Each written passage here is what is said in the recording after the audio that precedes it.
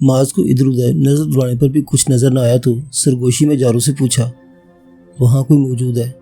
मुझे किसी मर्द औरत के बोलने की आवाज़ें साफ सुनाई दे रही हैं। जारो की दी इत्तला अहम थी। इस इत्तला का मतलब था कि वो दुश्मन के बहुत करीब पहुंच चुके हैं, क्योंकि इस इलाके में इनके सिवा किसी और की मौजूदगी का इम्कान तो न होने के बराबर ही था। मैं अज़ान को इस बारे में बताता हूँ, फिर हालात देखकर फैसला करेंगे कि क्या करना है। माज ने धीमी आवाज़ में इससे कहा और खुद बाएहतियात जान की तरफ बढ़ गया। दुश्मन के करीब होने का एहसास ने इसे हद दर्जा मुहतात कर दिया था और कोशिश कर रहा था कि कोई मामूली सी भी कोताही ना हो कि इनकी तवज्जो उस तरफ मबजूल हो जाए। मैं और मेरे साथी आगे रहेंगे, तुम लोग पीछे रहकर हमें कवर देना। सूरत हाल देखकर ही कोई एक्शन लेने का फैसला किया जा सकता है। इसने पहले जांग को जारो के शक से आगाह किया, फिर अपने लाहे अमल के बारे में बताने लगा। ठीक है, मैं बाकी साथियों को होशियार कर देता हूँ। जांग ने इससे इख्तलाफ नहीं किया। इसकी तरफ से मुतमिन होने के बाद माज अपने साथियों की तरफ वापस पलटा। मेरे अंदाजे के मुताबिक वहाँ सिर्फ 2 ही अफराद हैं। अगर कोई तीसरा मौजूद भी है तो इसने मुकम्मल खामोशी इख्तियार कर रखी है। जारो ने इसे देखते ही सरगोशी में आगाह किया। चलो चलकर देखते हैं, माज ने कहा। वो तीनों एहतियात से कदम उठाते जारो की बताई हुई समत में आगे बढ़ने लगे। बर्फ पर कदम जमाना आसान नहीं था, लेकिन अभी ने इनकी खासी मशक हो चली थी। वो जारो तो था ही कश्मीर का शहजादा, इसके लिए ऐसे रास्ते और मौसम कोई अनहोनी बात नहीं थी। उन्होंने कमोबेश 10 मिनट का फासला तय किया था कि जारो ने इन्हें रुकने का इशारा किया। वो बहुत नज़दीक है, मेरे अंदाजे के मुताबिक हम उस चट्टान के पीछे से झांकेंगे तो वो हमें दिखाई दे जाएंगे। इसने धीमी सरगोशी में आगाह किया। अब वो पहले से भी ज़्यादा होशियारी से आगे बढ़ने लगे। जारो के अंदाजे की तस्दीक चट्टान के पीछे से झांकते ही हो गई और नजर आने वाले मंजर ने शशतर कर दिया। इस मंजर में कुल 2 नफूस शामिल थे, एक मर्द और एक औरत। औरत ने सर्दी से बचने के लिए भारी गर्म लिबास पहन रखा था। वो एक कबूल सूरत और देखने में 30-35 साल की औरत थी। इसका चेहरा कुछ सर्दी और कुछ हंसी जब्त करने की कोशिश में सुर्ख हुआ जा रहा था। इसकी हंसी का सबब बनने वाला मंजर मास के अंदर तैश की शदीद लहर दौड़ा गया। बिला शक्को शुबा वो गुल खान था, जो अपने रिवायती लिबास में मलबूस एक छोटे से पत्थर पर खड़ा बुरी तरह कांप रहा था। यकीनी तौर पर इसका लिबास इस इलाके की सर्दी को बर्दाश्त करने के लिए कतई नामौजू था, लेकिन इसकी कपकपाहट का सबब सिर्फ कपड़ों की नामौजूनियत नहीं था। वो इस शदीद खौफ के ज़ेर असर भी कपकपा रहा था, जो किसी वहम की तरह इसके दिल में डाला जा रहा था। हंसी जब्त करती औरत इससे कह रही थी, बिल्कुल भी मत हिलो खान, अगर तुम हिले तो इस पत्थर से गिर जाओगे और तुम्हें पता है ना कि इस पत्थर के साथ ही एक गहरी खाई है। तुम पत्थर से लुढ़कते तो सीधे इस खाई में जा गिरोगे और तुम्हारा जिस्म इतने छोटे छोटे टुकड़ों में तकसीम हो जाएगा कि हम इन टुकड़ों को जमा भी नहीं कर सकेंगे। वो सब देख सकते थे कि अल्फाज के असर से खान की जिस्म पर तारीक कपकपाहट में मज़ीद इजाफा हो गया था और वो आंखें बंद किए खूबसूरत लहजे में कह रहा था, खुदा का वास्ता हमको इस पत्थर पर से उतारो, हमारा टांग बुरी तरह काँप रहा है, हम इधर उधर और नहीं खड़ा हो सकता। तुम हमको कोई और सज़ा देना चाहे तो दे लो, पर इस मुसीबत से निजात दिलाओ। हम यहाँ से गिर कर मर गया तो हमारा छोटा छोटा बच्चा यतीम हो जाएगा। कमाल की बात यह थी कि जिस पत्थर पर खड़ा था वो बिल्कुल बर्फ़ की तह पर रखा हुआ था और इसके आसपास तो क्या दूर दराज भी किसी खाई का नामो निशान तक नहीं दिखाई दे रहा था। इसे क्या हो गया है? ये क्यों ऐसे उल्लू का चरखा बना हुआ है? गुल खान को इस हालत में देखकर विक्की ने माज के कान में हैरत से सरगोशी की। मैं भी इस बात को समझने की कोशिश कर रहा हूँ। माज के माथे पर ढेरों बल नमूदार हो चुके थे। ये तुम्हारी गलती है खान कि तुमने छोटा छोटा बच्चा पैदा किया। तुम्हें चाहिए था कि तुम बड़ा बच्चा पैदा करता तो आज इतनी परेशानी में मुब्तला ना होता। औरत के लहजे से साफ जाहिर था कि उसकी हालत से भरपूर लुत्फ उठा रही है। बिल्कुल हमारा गलती है, हमको इस गलती की माफ़ी दे दो। आइंदा के लिए हम अपना दोनों घर वाली से कह देगा कि हमारे को बड़ा बड़ा बच्चा पैदा करके दे। इनमें से जिसने हमारा बात नहीं माना हम उसको तलाक दे देगा। औरत की बेतुकी बात पर वो जिस फर्माबरदारी और संजीदगी से बात कर रहा था वो खुद भी अपनी जगह बड़ा मज़हका खेज था। हिप्नोटिज्म, इसे हिप्नोटाइज किया गया है और इसका दिमाग इसके काबू में नहीं है। इस बार माज ने फ़ौरन ही अंदाज़ा लगा लिया। माज ने सूरत हाल का दुरुस्त अंदाज़ा करते हुए कहा कि गुल खान पर हिप्नोटिज्म किया गया है, जिसे सुनकर सब चौंक गए। ओह माय गॉड, मैं भी कहूँ इस अच्छे भले बंदे को क्या हो गया है? विक्की ने सुनकर अफसोस का इजहार किया। अब करना क्या है? अब तक खामोशी इख्तियार किए रखे जारो ने संजीदगी से सवाल किया। इर्द गिर्द का जायज़ा लो, फिर इस औरत को ट्रेप करते हैं, मालूम तो हो कि सारा क्या चक्कर है और खान कैसे इनके हाथ लगा। माज ने इससे कहा और फिर खुद जांग ताओ से रब्ता करने लगा। मुझे अपने एक साथी एक अजनबी औरत के साथ दिखाई दे रहा है, हम इन्हें अपने कब्जे में लेना चाहते हैं। तुम चेक करो कि आसपास सब क्लियर है नहीं। ओवर। ओके, हम चेक करते हैं। ओवर, जांग ताओ ने जवाब दिया। जारो इसके कहने पर पहले हरकत में आ चुका था और उम्मीद थी कि थोड़ी देर में आसपास की मुकम्मल सूरत हाल सामने आ जाएगी। सूरत हाल सामने आने तक वहाँ जारी नाटक देखने की मजबूरी थी। औरत की गुल खान से छेड़छाड़ और खेलें मुसलसल जारी थी, जिसके बायस इसके हरास में मुसलसल इजाफा हो रहा था। अच्छा एक बात बताओ खान, अगर अभी यहाँ कोई बर्फानी चीता आ जाए तो तुम मरकर इसके पेट में जाना पसंद करोगे या जान बचाने के लिए खाई में छलांग लगा दोगे? खाई में छलांग लगाने से जान कैसे बचेगा? तुमने तो अभी तो हमको बताया था कि खाई इतना गहरा और ख़तरनाक है कि गिरने वाला छोटे छोटे टुकड़ों में बट जाएगा। खौफ के बावजूद खान का जवाब इसकी शख्सियत के ऐन मुताबिक था, जिसे सुनकर औरत जोर से हंसी, फिर संजीदा होते हुए बोली, वाकई मेरा सवाल गलत था। मुझे तुमसे पूछना चाहिए था कि तुम बर्फानी चीते के हाथों मरना पसंद करोगे या खाई में गिरकर। हमको तो लगता है कि हम इन दोनों बातों से पहले ही सर्दी से जमकर ही मर जाएगा। खान के दांत बाकायदा बजने लगे थे और लहजे में महसूस की जाने वाली बेबसी थी। इसकी बेबसी ने औरत को किसी लतीफ़ी की तरह लुत्फ दिया और वो जोर से खिलखिलाकर हंसती। इसकी हंसी पर मांस का खून खोल उठा। दुनिया की कोई औरत हंसती हुई इतनी बुरी भी लग सकती है, ये आज पहली बार मालूम हुआ था। विकी ने भी यकीनन वही कुछ महसूस किया जो इसने, इससे तख्त लहजे में बड़बड़ाया। इसी वक्त ऑपरेटर्स पर इशारा मौसूल होने लगा। All is clear. ऊपर एक आदमी था गन के साथ, इसे खामोश कर दिया है, ओवर। जांग ताओ की आवाज़ ने इसके कदमों में बड़ी जंजीरें खोल दी। वो यकदम ही ओट से निकलकर औरत के सामने जा खड़ा हुआ। वो हड़बड़ाकर खड़ी हुई और अपने भारी ऊनी कोट की जेब में हाथ डालना चाहे, हाथ ऊपर। माज अपनी गन का रुख इसकी पेशानी की तरफ करते हुए घुर्राया। वो साकित ज़रूर हो गई थी लेकिन हाथ ऊपर नहीं किए। मेरी बात मानने में 1 सेकंड मजीद लगाया तो तुम खुद ऊपर चली जाओगी। इसके लहजे में इतनी कतियत थी कि वो मजीद मुजामत नहीं कर सकी और जल्दी से दोनों हाथ ऊपर कर दिए। लेकिन साथ ही इसने एक अजीब हरकत की। वो बुलंद आवाज़ में गुल खान को पुकारने लगी, खान खान देखो दुश्मन आ गया है, मुझे इससे बचाओ। हम कैसे बचाए? हम इस पत्थर से उतरेगा तो खाई में गिर जाएगा। खान के मासूमे से दिए गए जवाब पर माज का जोरदार कहका लगाने का दिल चाहा, जबकि वो औरत बरंगेख्ता हो गई और तय से बोली, कुछ नहीं होगा स्टूपिड, मेरा हुक्म मानना हर हाल में। अब इसका जुमला मुकम्मल नहीं हुआ था कि माज ने गोलियां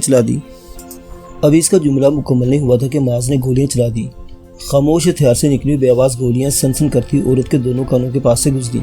इसने अपने दोनों हाथ कानों पर रख लिए और खूबसूरत नजरों से माज की तरफ देखने लगी। विक्की जो अब तक आड़ में खड़ा था इस मरहले पर बाहर निकल आया और पत्थर पर मुतज़ब्ज़िब खड़े खान का हाथ पकड़कर इसे नीचे उतारा। वो कदम ज़मीन पर पड़ते ही पहले चीखा, फिर से यूँ इर्द गिर्द घूमकर देखने का जैसे गुमान कर रहा हो कि वहाँ मौजूद खाई किसी मोजे के असर से गायब हो गई है। यहाँ कोई खाई नहीं है मेरे भाई, वो औरत तुमसे झूठ बोल रही थी। विक्की इसके शाने पर हाथ रखते हुए हमदर्दी से समझाया। इसकी बात पर गुलखान ने पहले से मशकूक नजर से देखा, फिर औरत और माज की तरफ मुतवज्जो हुआ। माज औरत के दोनों हाथ पुष्ट पर बांध रहा था। क्या करती है तुम लोग? ये हमारा लारा मेम को क्यों बांधती है तुम? वो इस मंजर को देखकर बेदखी गया और इन दोनों तक पहुंचने की कोशिश की। विक्की ने झपटकर इसके बगलों के नीचे हाथ डालकर इसे पुष्ट पर से जकड़ लिया। गुलखान खुद को इसकी ग्रिप से आज़ाद कराने के लिए पूरा जोर लगाने लगा। विक्की के लिए इसे संभालना दुश्वार हो गया। अगर मुकाबिल को दुश्मन होता तो इसे एक आध ज़रब लगाकर काबू किया जा सकता था। गुलखान के साथ ऐसा सलूक करने को इसका दिल नहीं मान रहा था। इसकी ये मुश्किल जारो की आमद पर आसान हो गई। खामोश, अगर अब आवाज़ निकाली तो या कोई उल्टी सीधी हरकत की तो पहली गोली तुम्हारी इस मैडम को मारूंगा और दूसरी तुम्हें। अगर अपनी मैडम की सलामती चाहते हो तो वही करो जो कहा जाए। जारो की कनपटी पर गन रख कर दी गई ये धमकी पुरअसर साबित हुई। गुलखान ने धमकी सुनकर लारा की तरफ सवाली नजरों से देखा। वो खुद मुश्किल में पड़ी हुई थी, इसके लिए सर की जुम्बे से गुलखान को बात मान लेने का इशारा किया। इसका इशारा मिलते गुलखान ने किसी पालतू जानवर की तरह गर्दन झुका दी। लगता है मैडम ने खान की घूमी हुई खोपड़ी को बिल्कुल ही घुमा दिया है। जालिम हम में से किसी की पहचान तक नहीं रहा। वो लोग लारा और गुलखान को हथियारों की जद में लेकर एक तरफ बढ़े तो विक्की ने धीरे से जारो के कान में सरगोशी की। मुझे तो बेचारे पर रहम आ रहा है। बेचारा पठान अपनी आन पर जान देने का हौसला रखता था और जालिमों ने इसे मदारी का बंदर बनाकर रख दिया है। जारो मुतासिफ था। अल्लाह ने चाहा तो सब ठीक हो जाएगा। विक्की हमेशा पुरुमीद रहने वाला बंदा था और शायद ये इस जैसे खुश उम्मीदों की उम्मीद कायम रखने का सिलसिला था कि अल्लाह ताला बदतरीन हालात में भी आसानी का कोई ना कोई इंतजाम कर देता है। अब भी जांग ने माज को इत्तला दी कि इसके साथियों ने एक ऐसा कुदरती गार तलाश कर लिया है जहाँ कुछ अफराद आसानी से रुपोश रह सकते हैं। इन लोगों के पास कैंप के लिए खैमे मौजूद थे, लेकिन अब जबकि वो दुश्मनों के कैंप से इस कदर करीब थे कि खैमे लगाना मुनासिब न होता। खुसूसन माज और इसके साथियों का सामने आना बिल्कुल मुनासिब नहीं था। इस बात का बहुत ज़्यादा इम्कान था कि इनकी तस्वीर पहले ही वहाँ अरसाल कर दी गई होगी। जांग की रहनुमाई में मुस्कुरा गार में पहुँचकर इन सबको खुशगवारियत का एहसास हुआ। गार अंदर से साफ सुथरा भी था और वहाँ दर्जा हरारत भी वाज़ेह तौर पर बाहर के मुकाबले में मुख्तलिफ था। अगरचे वो कई दिनों से इस बर्फजार पर मुकीम थे और इन्हें मुनासिब गर्म लिबास भी मुहैया किए गए थे, लेकिन शिद्दत की सर्दी मिजाज पर असरअंदाज होती थी और कभी कभी तवानाई की कमी का एहसास होने लगता था। हाँ, जांग और इसके साथियों की बात मुख्तलिफ थी। ان کے جسم برسوں سے اس علاقے میں قیام کے باعث موسم اور ماحول سے جیسے ہم آہنگ ہو گئے تھے، وہ سردی اس طرح نساتی تھی جیسے معاذ اور اس کے ساتھیوں کو۔ ان کے حساب سے اس غار کا ایک مثبت پہلو یہ بھی تھا کہ اس کا دھارا مختصر تھا اور بوقت ضرورت ایک بڑے پتھر سے بند کیا جا سکتا تھا۔ میرے ساتھی آس پاس پھیلے ہوئے ہیں، وہ یہاں کی نگرانی کا کام بھی کریں گے اور ان کے کیمپ کے بارے میں ضروری معلومات کا حصول بھی۔ تم اس دوران اس عورت سے جتنی کام کی باتیں اگلوا سکتے اگلوا لو۔ وہ سب غار میں پہنچ کر ریلیکس ہو گئے تو زانگ نے معاذ کی طرف دیکھتے ہوئے کہا، سب سے پہلے تو ہم اس کی تلاشی لینا ہوگی۔ معاذ نے پرخیال نظروں سے لارا کی طرف دیکھتے ہوئے کہا، اسے خدشہ تھا کہ اس کے پاس ہتھیار کے علاوہ کوئی نہ کوئی ایسا آلہ بھی ہو سکتا ہے جو اس کے ساتھیوں کو اس کی لوکیشن سے آگاہ کر دے۔ بالکل ہو تلاشی، یہ تو سب سے ضروری کام ہے۔ زانگ نے اس کے خیال کی تائید کی۔ سوال یہ ہے کہ یہ کام کرے گا کون؟ معاذ نے اصل مسئلہ بیان کیا۔ وہ عورت دشمنوں کی ساتھی تھی، لیکن اس میں اور اس کے ساتھیوں میں ایک فطری جھجک تھی جو ایک عورت کی جامع تلاشی لینے میں حارج تھی۔ یہ کوئی ایسی وچار کی بات نہیں، میرا کوئی بھی ساتھی کر دے گا یہ کام۔ زانگ اس کا مسئلہ سمجھ کر اطمینان سے بولا اور اپنے ساتھ موجود اپنے ساتھی کو اشارہ کیا، میرے ساتھ یہ سلوک تمہیں بہت مہنگا پڑے گا، تم زیادہ دیر تک اپنے اس بل میں چھپے نہ رہ سکو گے۔ لارا زانگ کے ساتھی کو تلاشی کے لیے پڑتے ہوئے دیکھ کر دھمکی آمیز لہجے میں بولی، ہم اب تک سارے مہنگے سودے ہی کرتے رہے ہیں، یہ ایک اور صحیح، بس تم خیال رکھنا کہ تم کوئی ایسی حرکت نہ کرو کہ مجھے تم پر گولی چلانا پڑے۔ مجھے ایک عورت کی جامع تلاشی لینے میں بے شک آ رہے، لیکن میری گن تمہارے وجود میں روشن دان کھولنے کی جھجک محسوس نہیں کرے گی۔ معاذ کا لہجہ اس سے بھی زیادہ سنگین ہو گیا۔ لارا ایک ماہر نفسیات تھی اور اچھی طرح اس لہجے کو پہچان سکتی تھی۔ وہ جو کہہ رہا ہے اس پر عمل کرنے کا پورا ارادہ بھی رکھتا ہے۔ جان کی سلامتی کے لیے وہ تون کارہن لب بھیج کر خاموشی اختیار کر گئی، لیکن اچانک وہ چھوٹا سا ہنگامہ کھڑا ہو گیا۔ ابھی زانگ کے ساتھی نے اس کا کوٹ اتارنے کے بعد بندشوں کو کاٹا ہی تھا کہ گل خان کسی بگولے کی طرح اس سے جا ٹکرایا۔ دور ہٹو خانہ خراب، ہمارے ہوتے تم ہمارے میڈم کو ہاتھ نہیں لگا سکتی۔ وہ بڑی بے دردی سے تلاشی کا ارادہ رکھنے والے آدمی کو رگید رہا تھا۔ اس آدمی نے بھی زیچ ہو کر اس پر ہاتھ اٹھا دیا۔ اسے مارنا نہیں ہمارا ساتھی، لیکن اس وقت مینٹلی ان لوگوں کے کنٹرول میں ہے۔ گل خان کو پہلے ضرب لگتے ہی معاذ بے قراری سے چلایا۔ یہ وہ لمحہ تھا جب لارا نے محسوس کیا کہ اس کی توجہ اس پر سے ہٹ چکی ہے۔ اس سے موقع کا فائدہ اٹھانے کا سوچا اور اپنی گن نکالنے کی جیب کی طرف ہاتھ بڑھایا۔ یہ اس کی بدقسمتی تھی کہ معاذ کو فوری طور پر غلطی کا احساس ہو گیا۔ اس نے لارا کے متحرک ہاتھ کو دیکھا اور بلا تکلف گولی چلا دی۔ لارا کا ہاتھ ابھی کوٹ کی جیب سے فاصلے پر ہی تھا کہ اس کی کلائی میں ایک سوراخ ہو گیا اور خون کی سرخی تیزی سے اس کی آستین پر پھیلنے لگی۔ اس سرخی کے نمودار ہونے سے قبل اس کے حلق سے ایک بھیانک چیخ برآمد ہو چکی تھی۔ اس چیخ اور خون کی سرخی نے گل خان کو مزید برانگیختہ کر دیا اور اس نے گالیاں دیتے معاذ پر حملہ آور ہونا چاہا۔ اب اسے مزید ڈھیل دینے کی گنجائش نہیں تھی۔ جار اور وکی بے اقبق حرکت میں آئے اور اس کے معاذ تک پہنچنے سے قبل اسے چھاپ لیا۔ وہ جس جنون میں مبتلا تھا اس کے تحت ان دونوں پر بھی تابڑتوڑ مکے برسانے کی کوشش کی، لیکن وکی اور جارو بہرحال لڑنے بھیڑنے کے فن میں اس سے زیادہ ماہر تھے۔ ان دونوں نے مل کر جلدی سے قابو میں کر لیا اور مجبوری کے تحت ہی سے ہی اس کے ہاتھ پیر باندھ کر اسے بے بس کرنے کے ساتھ منہ میں کپڑا بھی ٹھونس دیا۔ ادھر لارا اپنی زخمی کلائی کو دوسرے ہاتھ سے تھامے کراہے جا رہی تھی۔ اس کا سارا تنتنا ایک گولی کھا کر ہی ختم ہو گیا تھا۔ اسے اپنے اندازے کی درستگی کا ثبوت مل چکا تھا۔ وہ سر پھر اپنے ہر دھمکی کو عملی جامہ پہچانے کی نیت نہیں، ہمت بھی رکھتا ہے۔ اپنا کوٹ اتار کر پھینک دو، معاذ نے اس کی کراہوں کو قطعی نظر انداز کرتے ہوئے سخت لہجے میں حکم دیا۔ تکلیف میں مبتلا ہونے کے باوجود لارا نے خاموشی سے اس کے حکم کی تعمیل کی، لیکن یہ عمل اس کے لیے حد درجہ تکلیف دہ ثابت ہوا اور کوٹ کے جسم سے الگ ہونے تک کراہوں اور خون کے اخراج میں مزید تیزی آ گئی۔ اس کا کوٹ چیک کرو وکی، اور تم اس کی جامع تلاشی لو۔ معاذ نے وکی کے ساتھ ساتھ گل خان کی مداخلت کے باعث تلاشی لینے سے رک جانے والے آدمی کو بھی حکم دیا، پہلے میرے زخم کی بینڈیج تو کراؤ، اگر اس طرح خون بہتا رہا تو میں مر جاؤں گی۔ لارا نے کراہتے ہوئے احتجاج کیا۔ تلاشی کا عمل پورا ہونے سے پہلے تمہیں کوئی سہولت نہیں دی جائے گی۔ اب تم فیصلہ کرو کہ تم کتنی دیر تک اپنے زخم سے خون بہنا افورڈ کر سکتی ہو۔ معاذ اسے کوئی رائے دینے کے لیے تیار نہیں تھا۔ ایک تو وہ ان لوگوں کی ساتھی تھی جنہوں نے اس سمیت کئی لوگوں کی زندگیاں برباد کر کے رکھ دی تھی۔ دوسرے کچھ دیر قبل وہ جس صفاقانہ انداز میں گل خان کے استحصال کر رہی تھی، وہ منظر بھی پوری طرح اس کے ذہن میں تھا اور وہ نہیں سمجھتا تھا کہ ایسی شفاق عورت کسی رورایت کی حقدار ہو سکتی ہے۔ اوکے، لارا کو ہتھیار ڈالنے پڑے۔ کچھ دیر میں اس کی جامع تلاشی کا عمل مکمل ہوا۔ ایک چھوٹا سا لیڈیز پسٹل اور ایک پنڈی سے بندھا ہوا پتلی دھار کا خنجر مزید برآمد ہو گیا۔ ہتھیاروں کے علاوہ انہوں نے اس کی جسم پر موجود چند ایک زیورات بھی اتروا لیے تھے۔ کوٹ کی جیبوں سے برآمد ہونے والی اشیاء الگ تھی۔ ان اشیاء میں ایک 30 بور کا پسٹل اور ٹریکنگ ڈیوائس قابل ذکر تھی۔ اس سارے سامان کو یہاں سے لے جاؤ اور لے جا کر کسی کھائی یا گڑھے میں پھینک دو۔ زانگتا نے حکم دیا تو اس کے ساتھی فوراً حرکت میں آ گیا۔ ٹریکنگ ڈیوائس کا یہاں موجود رہنا سب سے زیادہ خطرناک تھا۔ اگر دشمنوں کو اس کی وجہ سے ان کی لوکیشن پتہ چل جاتی تو ان کے ہاتھ سے اتنا محفوظ مقام نکل جاتا۔ اس کام کے ساتھ دوسرا کام لارا کی زخمی کلائی پر بینڈیج کرنے کا کیا گیا۔ مجھے کوئی پین کلر بھی دے دو، میرے زخم میں شدید تکلیف ہو رہی ہے۔ بینڈیج ہو چکنے کے بعد لارا نے کراہتے مطالبہ کیا۔ اس کے لیے تمہیں قیمت ادا کرنا پڑے گی۔ ماض نے مسکراتے ہوئے اسے ایسے جواب دیا جیسے کوئی کاروباری معاہدہ کر رہا ہو۔ کیسی قیمت؟ وہ سن کر جھجک ہوئی۔ تمہیں میرے سوالوں کے جواب دینا ہوں گے۔ اس نے اپنا مطالبہ پیش کیا۔ تم پوچھو، میرے لیے جس سوال کا جواب دینا ممکن ہوا دے دوں گی۔ اس کی رنگت زردی مائل ہو رہی تھی۔ ایک طرف شدید تکلیف تھی تو دوسری طرف خون بھی اچھا خاصا بہہ گیا تھا۔ نقاہت تو ہونی تھی۔ ناممکن کو ممکن بنانا میری ذمہ داری ہے۔ مجھے اچھی طرح سکھایا گیا کہ جب کسی زخم کو بالخصوص اگر گولی سے لگا ہوا ہو تو اس نے ہڈی کو متاثر کیا ہو تو کہاں اور کیسے ضرب لگانا ہے کہ مضروب کو زیادہ سے زیادہ تکلیف پہنچے اور وہ بلبلا اٹھے۔ سرد لہجے میں دیے گئے اس کے جواب نے لارا کا چہرہ دھواں دھواں کر دیا۔ اپنا مکمل تعارف کراؤ۔ میرا نام لارا ہے اور میں ایک ماہر نفسیات ہوں۔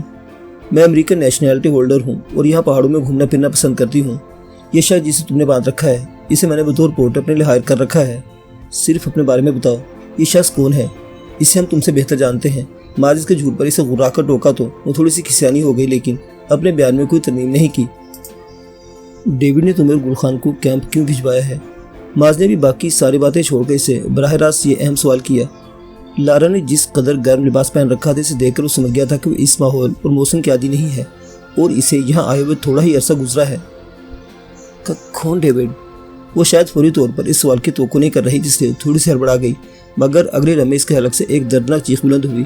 مجروح کلائی پر ماز کے جوتے کی ٹوہ سے لگائے گی ٹھوکر نے اسے لرزا کر رکھ دیا۔ حقیقتاً وہ زندگی میں پہلی بار ایسی تکلیف سے گزر رہی تھی۔ میں اس ڈیوڈ کی بات کر رہا ہوں جو بھارت میں تمہاری شیطانی تنظیم کا نمائندہ ہے اور اپنی شیطانی تنظیم کے لیے وہاں سے چیلے جمع کرتا رہتا ہے۔ اگر اب بھی اس کے سلسلے میں تمہاری یادداشت واپس نہ آئی تو اس کے مزید سروس کی ضرورت ہو تو مجھے بتاؤ، میں تمہارا مکمل علاج کر دوں گا۔ اس نے اپنی ٹانگ کو جنبش دی تو لارا خوفزدہ ہو گئی۔ نہیں نہیں، پلیز نہیں، تو میرے سوالوں کا فوری اور درست جواب دو۔ ماز کی لہجے کی سختی کم نہیں تھی۔ میں اس شخص کو اچھی طرح نہیں جانتی۔ مجھے حال ہی میں امریکہ سے ہائر کر کے یہاں لایا گیا ہے۔ معاوضہ اتنا پرکشش تھا کہ میں انکار نہیں کر سکی۔ پہلے اسائنمنٹ کے طور پر اس شخص کو میرے حوالے کیا گیا تھا اور مجھے اس کے دماغ میں ہر چیز کے خلاف خوف پیدا کرنا تھا، ایسا خوف جو اس کی قوت عمل کو ختم کر دے۔ کچھ دیر پہلے شاید تم نمونہ ہی دیکھ چکے ہو۔ اسے ماز کو منظر یاد دلایا جسے بھولا نہیں تھا اور جس نے پہلی بار ہی اس کے دل میں لارا کی نفرت بھر دی تھی۔ تم سچ نہیں بول رہی، تم اسے اپنی حقیقت چھپا رہی ہو۔ وہ شدید تیش کے عالم میں اس کی طرف بڑھا۔ لارا نے بے ساختہ ہی اپنی مجروح کلائی والا ہاتھ پیچھے کر لیا۔ حرکت کرنے سے ہاتھ میں شدید تکلیف محسوس ہوئی لیکن یہ تکلیف بہرحال کلائی پر ٹھوکر کھانے کے مقابلے میں کم تھی، مگر اس بار ماز کا نشان اس کا ہاتھ نہیں تھا۔ اس نے بالکل اچانک جھپٹ کر لارا کے جبڑوں کو یوں اپنے مضبوط ہاتھوں کی گرفت میں لے لیا کہ ایک طرف سے انگلیوں دوسری طرف سے انگوٹھے نے اندر تک کھب کر اس کا منہ کھول ڈالا۔ اس کھل جانے والے منہ میں ہاتھ ڈال کر اسے باہر نکالا تو اس کی انگلیوں کی گرفت میں ایک چھوٹا سا کیپسول دکھائی دے رہا تھا۔ کیا تم مجھے بتاؤ گی کہ امریکہ میں پریکٹس کرنے والی ایک سیدھی ڈاکٹر کی داڑھ میں یہ زہریلا کیپسول کیوں موجود تھا؟ اس نے کیپسول کو لارا کی آنکھوں کے سامنے نچایا۔ میں نہیں جانتی۔ اس کے پاس نظریں چرانے کے سوا کچھ چارہ نہیں تھا۔ لیکن میں جانتا ہوں، یہ کیپسول تمہاری شیطانی تنظیم کے لیے کسی مشن پر جانے والے ہر شخص کے دانت میں رکھا جاتا ہے اور حکم ہوتا ہے کہ جب تم مخالفین کے قبضے میں خود کو بالکل بے بس پاؤ تو اس کیپسول کو چبا کر اپنی زندگی کا خاتمہ کر لو۔ تمہاری یقیناً امید باقی تھی کہ کچھ دیر میں کیمپ سے کوئی تمہیں ڈھونڈتا ہوا یہاں تک آ جائے گا اور تم بچ جاؤ گی۔ اس سے تم نے اس کیپسول کے استعمال میں تاخیر کر دی۔ ماز کی ہر بات ٹھیک تھی۔ لارا نے کسی قسم کی تائید یا تردید نہیں کی اور شکست خوردہ انداز میں سر جھکا لیا۔ تو پھر اب تم میرے سوالوں کے جواب دو گی یا مجھے اس کے لیے مزید محنت کرنا ہوگی؟ ماز نے تن سے پوچھا۔ تم مجھے گولی مار دو، لارا نے جواب دیا۔ اب اس کا جملہ مکمل ہوا ہی تھا کہ ماز نے گولی چلا دی۔ اس بار گولی نے اس کی دوسری کلائی کو نشانہ بنایا تھا۔ لارا کی چیخ نے غار کے محدود فضا کو لرزا کر رکھ دیا تھا۔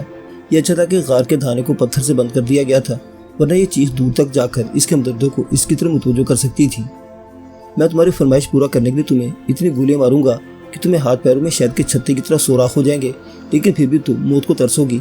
وہ اتنی بے رحمی سے لارا کو اپنے لاہ عمل سے آگاہ کر رہا تھا کہ غار میں موجود کے ساتھی بھی جھرجھری لے کر رہ گئے۔ پلیز مجھے جان سے مار دو، وہ گڑگڑائی۔ میرے سوالوں کا جواب دو پھر مر جاؤ۔ اس کا لہجہ بے رچک تھا۔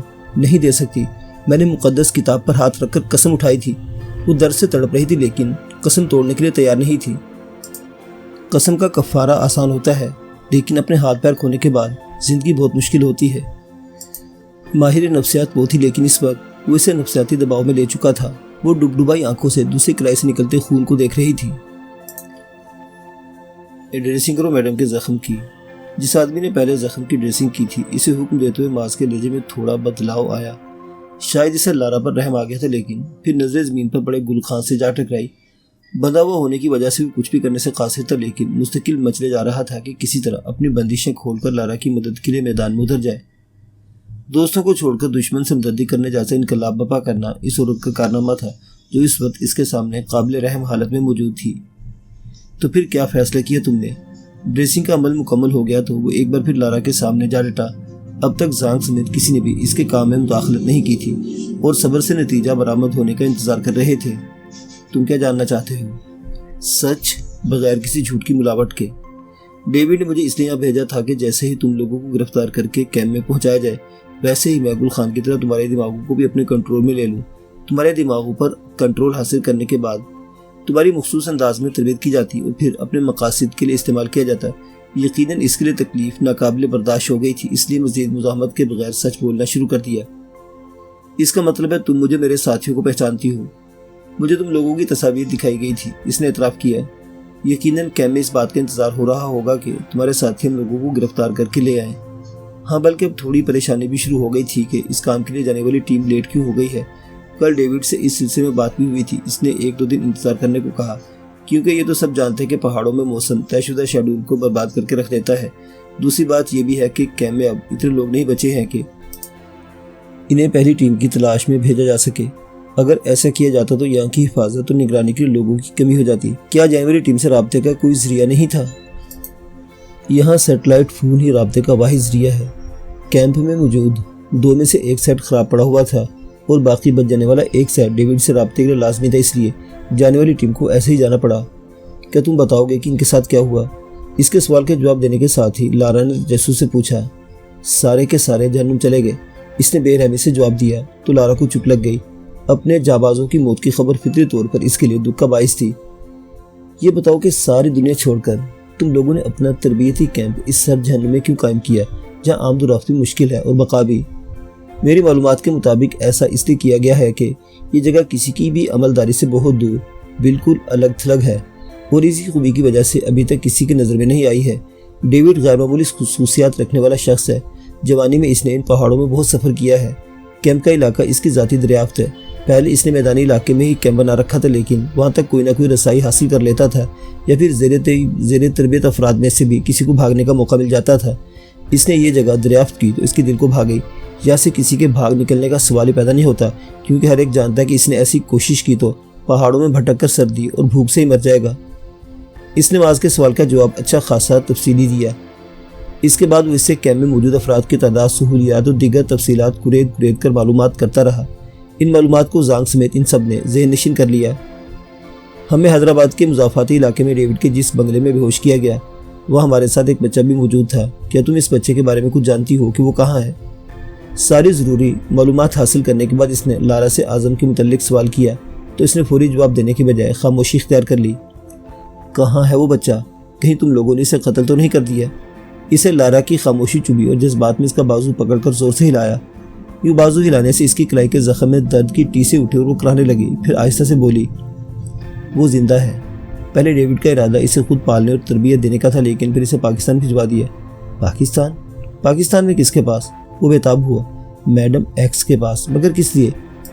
میڈم ایکس کو زیر بار کرنے کے لیے اور تنظیم کے بڑوں کو یہ باور کروانے کے لیے کہ وہ تنظیم سے اتنا مخلص ہے کہ تنظیم کے مفاد میں کسی سے بھی اپنی مسابقت کو بھی اہمیت نہیں دیتا۔ مطلب اس کی میڈم ایکس سے مسابقت ہے؟ ہاں، لارا نے محض ایک لفظی جواب دیا۔ میڈم ایکس اعظم کا کیا کرے گی؟ یہ مجھے نہیں معلوم، بس اتنا پتا ہے کہ پاکستان میں اس کے لیے حالات زیادہ پرسکون نہیں ہیں۔ کچھ انتظامی مسائل ہیں اور کچھ مخالفین سے ٹکراؤ۔ کون مخالفین؟ معاذ حیران ہوا۔ میں نہیں جانتی، مجھے ہر بات کی تفصیل معلوم نہیں ہوتی، اس نے بیزاری سے جواب دیا اور پھر التجائیہ لہجے میں بولی، پلیز مجھے کوئی پین کلر دے دو، میرے لیے تکلیف ناقابل برداشت ہوتی جا رہی ہے۔ اوکے دے دیتے ہیں۔ وہ پیچھے ہٹ گیا اور زانگ کو اشارہ کیا کہ لارا کو یہ سہولت دی جائے۔ وہ جانتا تھا کہ وہ حقیقتاً بہت تکلیف میں ہے اور اسے باقاعدہ علاج کی ضرورت ہے، یا اس کے زخموں پر جو بینڈیج کی گئی تھی وہ ایک محض عارضی انتظام تھا۔ ابھی لارا کو پین کلر دیا ہی جا رہا تھا کہ ہلکے دھماکوں کی آوازیں سنائی دی۔ وہاں موجود ہر شخصی تجربہ کار تھا، اس سمجھنے میں دیر نہیں لگی کہ یہ گولیاں چلنے کی آوازیں تھیں جو بند غار میں ہونے کے باعث مدھم سنائی دے رہی تھی۔ زانگ تو جلدی سے باہر موجود اپنے ساتھیوں سے رابطہ کرنے لگا۔ گفتگو چینی زبان میں تھی۔ زانگ بات کر کے فارغ ہوا تو سب کی سوالی نظر خود پر اٹھی ہوئی تھی۔ ایک ٹولی شاید ان دونوں کی تلاش میں نکلی تھی۔ ان کی ہمارے آدمی سے مٹ بھیڑ ہو گئی اور اب ان کے درمیان فائرنگ ہو رہی ہے۔ اس نے لارا اور گل خان کی طرف اشارہ کرتے ہوئے صورتحال سے آگاہ کیا۔ ہم ان کی مدد کے لیے جانا چاہیے، میں اور جارو جائیں گے۔ معاذ نے فوری فیصلہ سنایا۔ میں بھی آپ لوگوں کے ساتھ چلتا ہوں۔ وکی کی بے چین ہڈی بے قرار ہوئی۔ نہیں، اس کی ضرورت نہیں، تم یہیں رکو، معاذ نے تحکمانہ لہجے میں کہا اور ساتھ ہی آنکھ سے خفیف سا اشارہ بھی کیا۔ جیسے آپ کی مرضی۔ وکی مایوسی کی اداکاری کرتے ہوئے ڈھیلا پڑ گیا، لیکن اس نے معاذ کا مطلب سمجھ لیا تھا۔ وہ گل خان اور لارا کو زانگ اور اس کے ساتھی کے ساتھ تنہا نہیں چھوڑنا چاہتا تھا۔ ان لوگوں کے ساتھ کام کرنے کی حامی بھر لینے کے باوجود محتاط تھا اور کسی بھی معاملے میں ان پر اندھا اعتماد نہیں کرتا تھا۔ اسے بھی ساتھ لے جاؤ، یہ تمہاری مدد کرے گا۔ زانگ نے اپنے ساتھی کو بھی ان کے ساتھ کر دیا۔ وہ لوگ غار کا پتھر ہٹا کر باہر نکلے اور ایک بار پھر راستے کو بند کر دیا۔ باہر نکلتے ہی فائرنگ کی آوازیں تیز ہو گئی تھی، جس سے انہیں سمت کا اندازہ کرنے میں آسانی رہی۔ دونوں گروہ بڑے پتھروں اور چھوٹی چنڈاروں کی آڑ لیے ایک دوسرے کے مقابل ڈٹے ہوئے تھے اور دونوں ہی طرف سے شدت سے فائرنگ کی جا رہی تھی۔ ہم وہاں اوپر چڑھ کر دیکھتے ہیں، یہاں سے تو صحیح بھی اندازہ نہیں ہو رہا کہ ہمارے ساتھی کس طرف ہیں اور مخالفین کس طرف۔ جارو نے تجویز پیش کی جو معاذ کو پسند آئی۔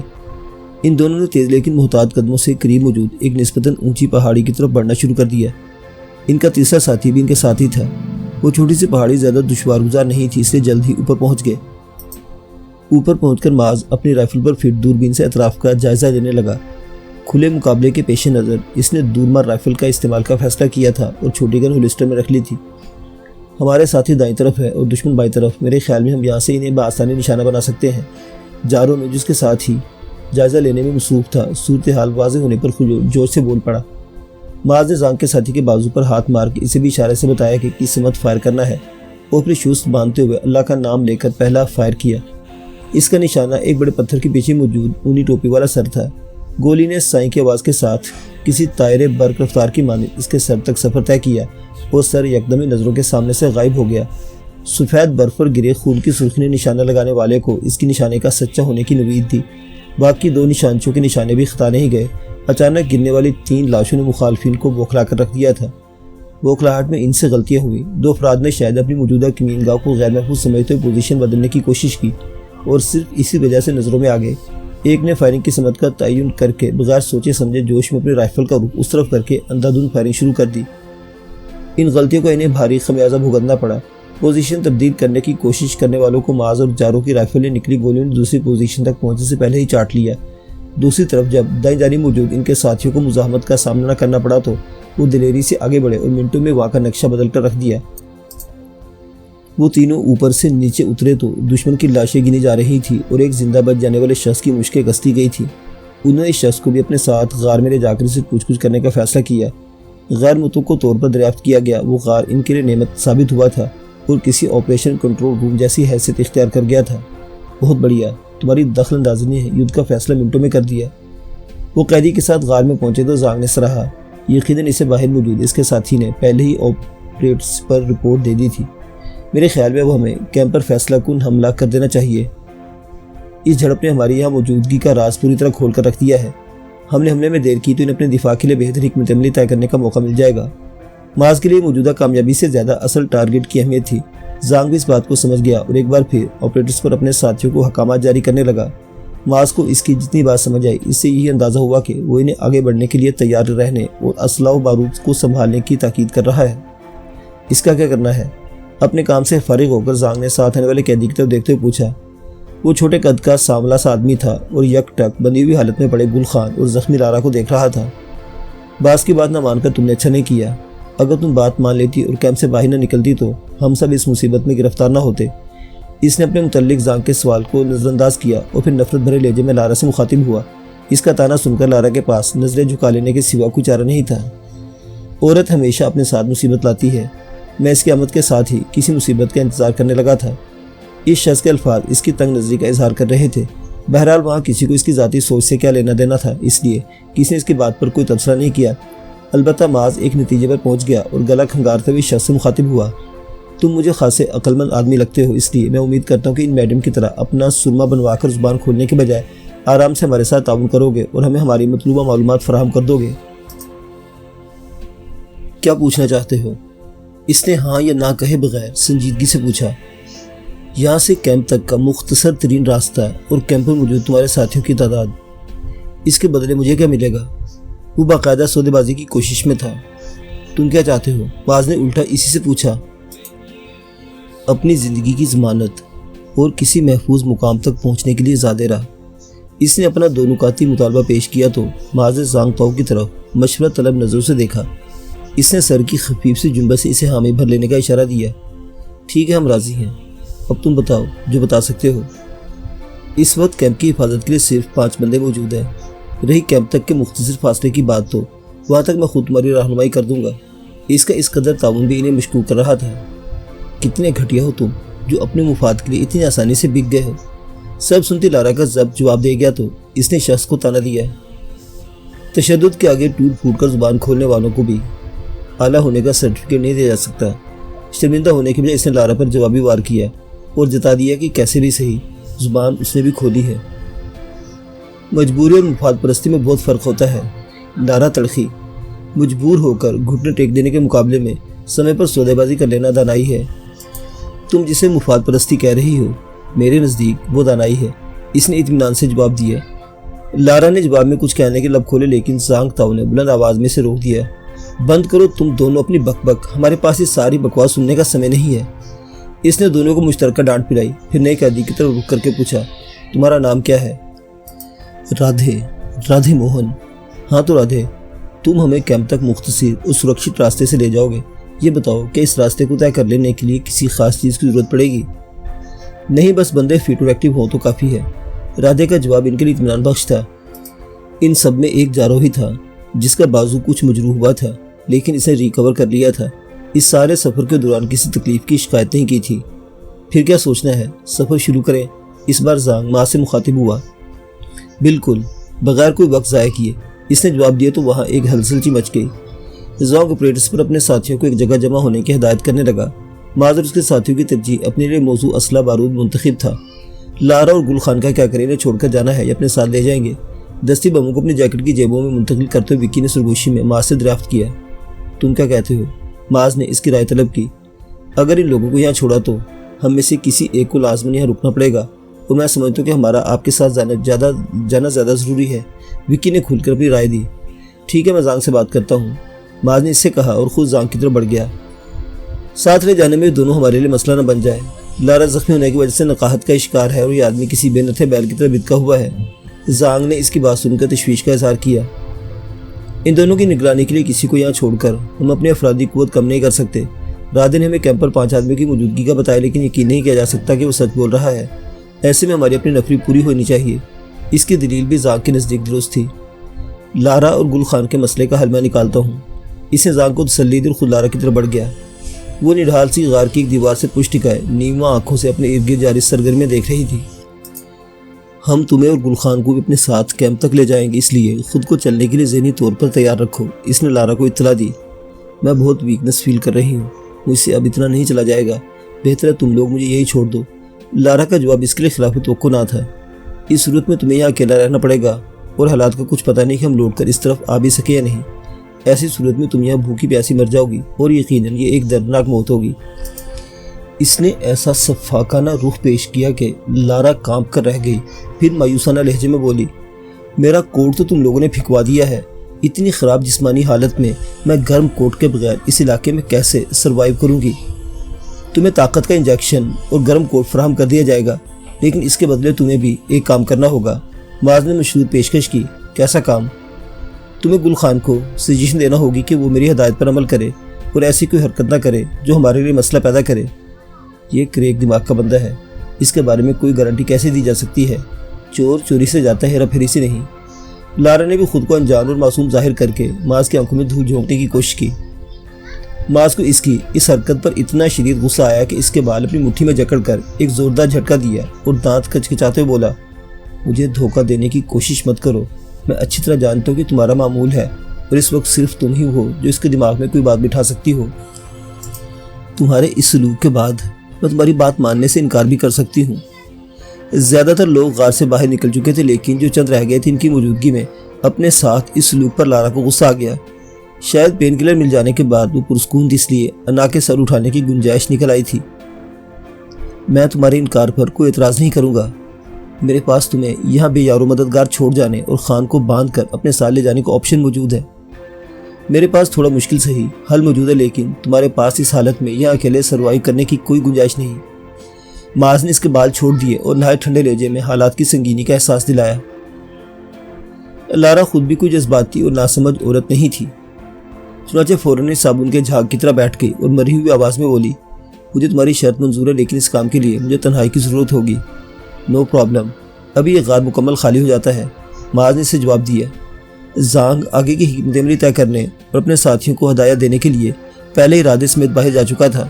وکی بھی اس کے پیچھے ہی گیا تھا، اس لیے وہ اب صرف جارو اور زانگ کے دو آدمی موجود تھے۔ وہ تینوں اس کی ایما پر باہر جانے کے لیے تیار ہو گئے۔ جانے سے پہلے اس کا منہ کھول دینا، لارا کی یہ فرمائش گل خان کے لیے تھی۔ اس کی بات پر عمل کرتے ہوئے جیسے ہی گل خان کے منہ میں ٹھسا ہوا کپڑا نکالا گیا، پہلے تو تھوڑا سا کھانسا، پھر مغلظات بکنے لگا۔ اتنی دیر بے بسی سے بندے رہنے کے بعد اس کے اندر جو غصہ جمع ہو گیا تھا، اس کے اخراج کے لیے گالیوں سے بڑھ کر اور کوئی ذریعہ نہیں تھا۔ بعض نے خود بھی ان گالیوں کے لیے اپنے کان لپیٹ لیے اور باقیوں کو بھی ایسا ہی کرنے کا اشارہ کیا۔ ویسے بھی چینیوں کے لیے وہ گالیاں قابل فہم نہیں تھی اور وہ صرف خان کے تاثرات سے اندازہ لگا سکتے تھے کہ وہ انہیں برا بھلا کہہ رہا ہے۔ ایک ایک کر کے وہ سب غار سے باہر نکل گئے اور دہانے کو پتھروں سے بند کر دیا۔ باہر نکلنے کے بعد معاذ نے چینیوں کو زانگ کے پاس جانے کا اشارہ کیا۔ ان میں سے ایک تو چلا گیا، لیکن دوسرا وہیں رکا رہا، یعنی جیسے وہ ان پر مکمل اعتبار نہیں کر رہے تھے، وہ بھی ان پر مکمل اعتبار کرنے کے لیے تیار نہیں تھے۔ معاذ نے رکنے والے سے کوئی تعارض کرنے کے بجائے جارو کا ہاتھ پکڑ کے اس پر دباؤ ڈالا اور سرگوشی سے اس سے بولا، دھیان سے سنو کہ لارا گل خان کو کیا سجیشن دے رہی ہے۔ جارو نے سر کو اس بات میں جنبش دی اور اپنی توجہ اسی جانب مبذول کر لی۔ کچھ دیر بعد اپنی اس کیفے سے باہر آیا اور ایک گہری سانس لیتے ہوئے بولا، بہت فتنہ عورت ہے، ان حالات میں اپنی فتنہ ترازی سے باز نہیں آئی۔ اس نے گل خان کو ہدایت دی ہے کہ کیمپ تک پہنچنے تک وہ بالکل پرسکون رہے گا اور چاہے کوئی بات ناگوار بھی گزرے تو رد عمل ظاہر نہیں کرے گا، لیکن جیسے ہی فائرنگ اور ہنگامہ شروع ہو، اسے موقع کا فائدہ اٹھانے کی کوشش کرنا ہے اور کوئی ہتھیار حاصل کر کے ہم لوگوں کو چن چن کر ٹھکانے لگانا ہے۔ ساتھ اس نے خان کو اپنی خصوصی حفاظت کا خیال رکھنے کی بھی ہدایت کی ہے۔ ناٹ بیڈ، میرے لیے اتنا ہی کافی ہے کہ خان راستے میں کوئی مسئلہ پیدا نہیں کرے گا، باقی ہم کارروائی شروع کرنے سے پہلے اس کا انتظام کر رہے ہیں۔ معاذ کو لارا سے کسی نہ کسی شرپسندی کی امید، اس لیے جارو کی اس رپورٹ سے زیادہ تشویش میں مبتلا نہیں کیا۔ کچھ دیر بعد لارا نے دہانے کے قریب آ کر پکارا تو وہ لوگ پتھر ہٹا کر دوبارہ غار میں آ گئے۔ کام ہو گیا، چیک کر لو، اب وہ تمہیں دیکھ کر بھڑکے گا نہ حملہ کرنے کی کوشش کرے گا۔ لارا نے مسکراتے ہوئے جواب دیا۔ وہ خوش دکھائی دے رہی تھی، ان کے خلاف ایک سازش تیار کر لینے پر اس کا خوش ہونا بنتا بھی تھا۔ ہیلو گل خان، معاذ گویا اس کے کہے کو چیک کرنے کے لیے گل خان تک پہنچا۔ گل خان اس کی آواز پر رد عمل ظاہر نہیں کیا اور سر جھکا بیٹھا رہا۔ تمہیں میڈم نے بتا دیا ہے کہ اب تم اور ہم ایک ٹیم ہے اور ہمارے ساتھ مل کر کام کرو، کیا تم میری ہدایت پر عمل کرنے کو تیار ہو؟ گل خان کی طرف سے رد عمل نہ دیے جانے کے باوجود وہ اس سے مخاطب رہا اور بالآخر ایک ایسا سوال کیا جس کے جواب میں خان بے نیازی کو قائم نہ رکھ سکا اور سر اٹھا کر اس کی طرف دیکھا۔ لب اب بھی خاموش تھے، لیکن نگاہوں میں اس کے لیے نفرت اور مخاصمت لکھی تھی۔ معاذ کے دل کو دھچکا پہنچا۔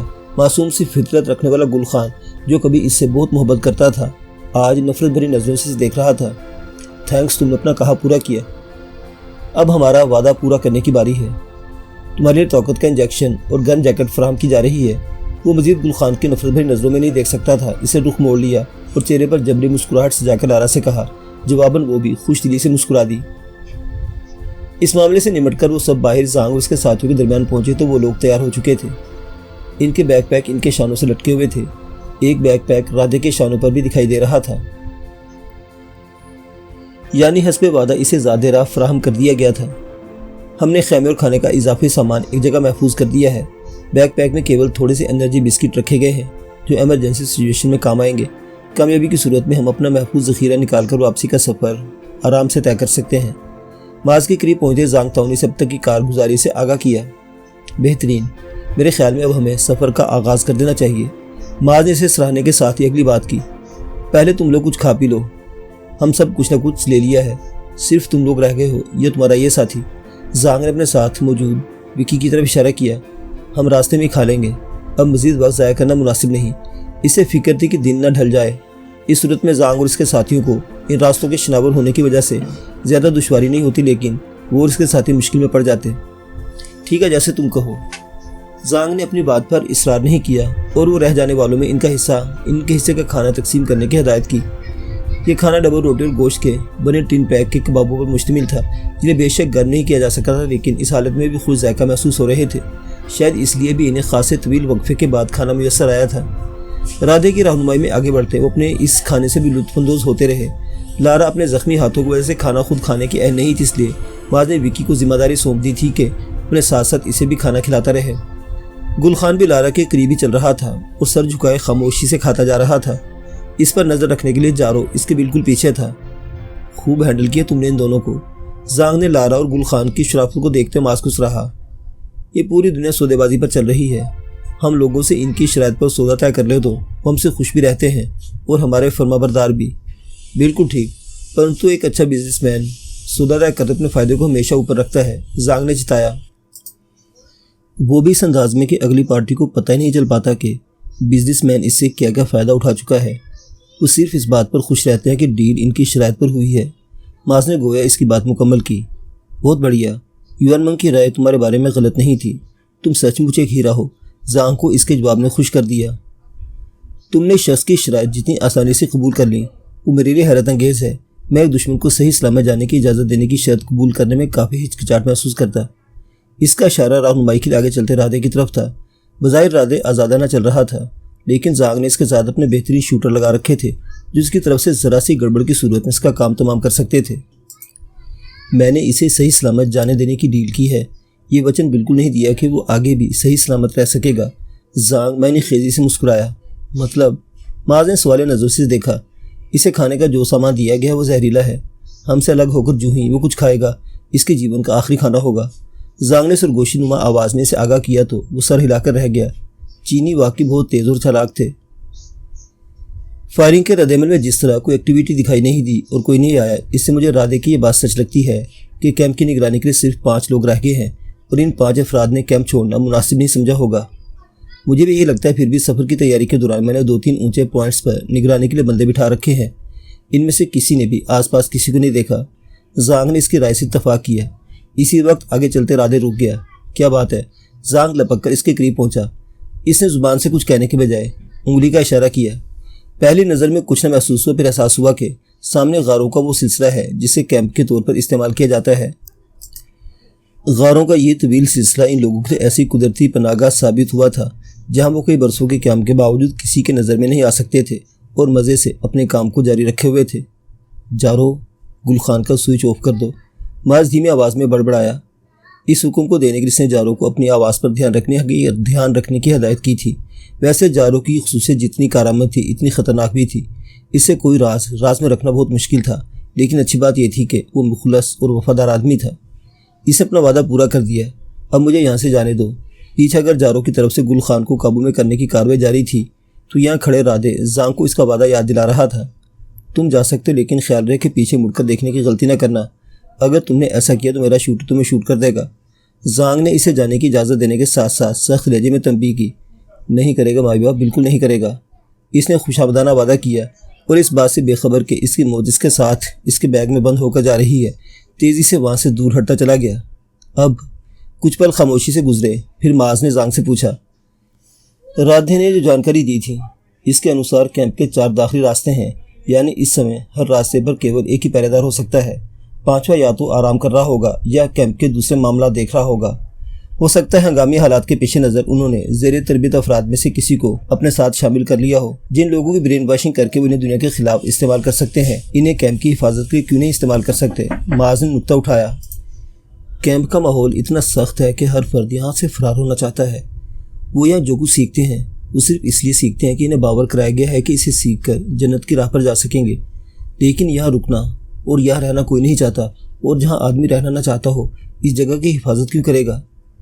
زانگ نے رادھے سے خاصی معلومات حاصل کر لی تھی، اس لیے مطمئن تھا کہ مقابلہ صرف 5 سے کرنا ہے، لیکن ماز کا دل پوری طرح مطمئن نہیں ہو پا رہا تھا۔ حملے کے لیے تمہارے ذہن میں کیا حکمت عملی ہے؟ ہم اگر 2 سے 3 آدمی بھی ایک راستے کے لیے بھیجیں تو وہ کافی ہوں گے۔ اندھا دھند فائرنگ اور دستی بموں کی برسات کسی پہرے دار کو سنبھلنے کا موقع نہیں دے سکے گی۔ زانگ کا منصوبہ بالکل سادہ تھا۔ میرے خیال میں اس منصوبے پر عمل کرنے کے لیے ہمیں دن کی مکمل ڈھلنے کا انتظار کرنا چاہیے۔ پہرے داروں کی تعداد کم سے لیکن وہ بند اور محفوظ جگہ پر ہیں۔ ہمارے ساتھی کھلے میں فوراً نشانہ بن جائیں گے۔ دوربین آنکھ سے لگائی اس نے زانگ کو مشورہ دیا۔ وہ جس جگہ کھڑے تھے وہ نسبتاً بلند تھی اور یہاں سے صرف ایک داخلی راستہ ہی دکھائی دے رہا تھا۔ باقی 3 راستے پہلو میں تھے، لیکن ان تک پہنچنے کے لیے بھی یہیں سے گزرنا تھا، کہیں اور سے گھوم کر جانے کی کوئی راہ نہیں تھی۔ ٹھیک ہے، ہم اندھیرا ہونے کا انتظار کر لیتے ہیں۔ ہمارے آدمیوں کے پاس نائٹ ویژن گوگلز ہیں، انہیں رات میں حملہ کرنے سے کوئی پریشانی نہیں ہوگی۔ زانگ کو کوئی اعتراض نہیں تھا۔ میں کچھ اور اقدامات بھی کرنا چاہتا ہوں، لیکن معلوم نہیں ہمارے پاس اس کے لیے انتظامات ہیں یا نہیں۔ ماز کا اضطراب کسی بھی طور ختم ہونے کا نام نہیں لے رہا تھا۔ تم بتاؤ، ہو سکتا ہے ہم تمہاری ڈیمانڈ پوری کر سکتے ہوں۔ زانگ نے سرسری لہجے میں سے جواب دیا۔ ماز نے اسے اپنی ضرورت سے آگاہ کر دیا۔ کوئی مشکل نہیں، اب سب ہو جاتا ہے۔ زانگ نے اسے جواب دیا، قریب کھڑے ایک ساتھی کو کچھ ہدایات دینے لگا۔ اس شخص کی بات سن کر سر کو اس بات میں جو بچ دی اور پیچھے کی طرف چلا گیا۔ یقیناً وہ کسی تک زانگ کا پیغام لے کر گیا تھا۔ کیمپ کے قریب آنے کے بعد سے زانگ نے آپریٹرز کا استعمال نہیں کیا تھا۔ یقیناً اسے خدشہ ہوگا کہ فریکوینسی پکڑے جانے کی صورت میں ان کا راز نہیں رہے گا۔ کیمپ میں سیٹلائٹ فون موجود ہے۔ یہاں والوں نے اب تک ڈیوڈ کو اس بگڑی ہوئی صورتحال کی خبر تو دے دی ہوگی۔ ایک کا مرضی کے مطابق ہونے جا رہا تھا تو ماس کو دوسری فکر لاحق ہو گئی تھی۔ برابر دے دی ہوگی، پر وہ کیا کر سکے گا؟ جب تک اس کی طرف سے کوئی کمک آئے گی ہم اپنا کام پورا کر کے نکل چکے ہوں گے۔ زانگ کا استدلال ٹھیک تھا۔ اس جگہ کیمپ ہونے سے جہاں ڈیوڈ کو یہ فائدہ تھا کہ دنیا کی اس کیمپ تک رسائی نہیں تھی، وہیں یہ نقصان بھی تھا کہ وہ خود بھی فوری طور پر وہاں تک رسائی حاصل نہیں کر سکتا تھا۔ معزز سامعین حضرات، یہ داستان ابھی جاری ہے۔